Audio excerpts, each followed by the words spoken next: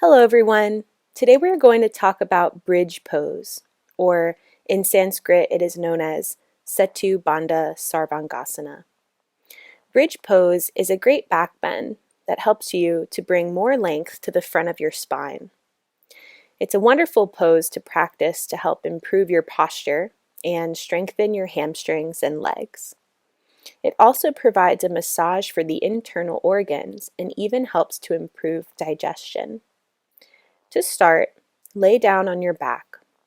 Bend your knees and walk your feet onto the floor.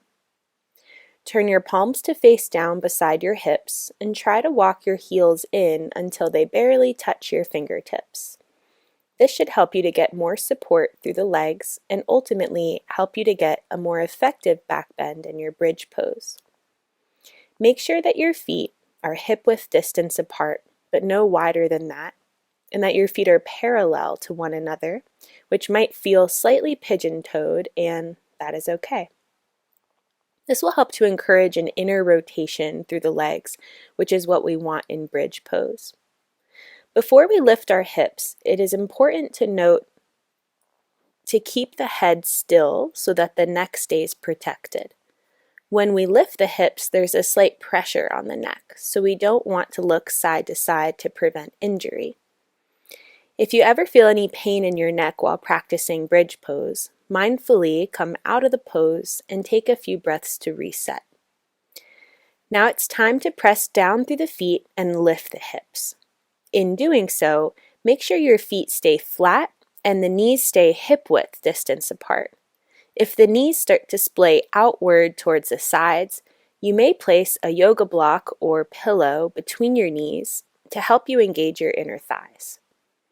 If this pose becomes too much or you want a more restorative approach, you can always place a block or pillow underneath your hips to rest on. However, to continue opening your heart, you may try interlacing your fingers under your back and tucking one shoulder under followed by the other. This should help you to really puff up the chest. Try to press down and forward pressure through the feet to send the hips higher and the chest more toward the chin. The goal is to find a lot of space in the front body and breathe into that space that you've created. A big question in this pose is if it's okay to squeeze the glutes or not. Squeezing the glutes helps to protect the lower back, so it's a great place to start. However, over time, you'll be able to slowly pull off of the glutes or disengage the glutes and spread out the energy through all parts of the thighs to help you find more power through your legs and ultimately create a more effective back bend in your bridge pose.